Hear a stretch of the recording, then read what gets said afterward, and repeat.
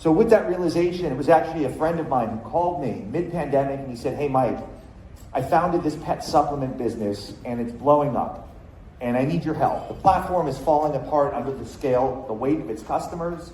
My people aren't doing the jobs that I had hired them to do, right? They're busy doing lots of busy work, running around, putting out fires, and they're not able to think about strategically what should we be doing. And so we looked at their entire process, everything that everyone in their company was doing. We pulled it apart and we scrutinized every single workflow. And what we found was that in many cases, human beings were the right solution, that they could just hire more bodies. That was the right answer. In some cases, they could build some robotic process automation, RPA.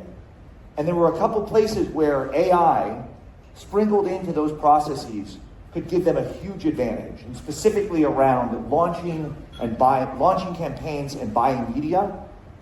We leveraged some off-the-shelf tools, we put them in the hands of their marketers and their growth team, and we watched them fly.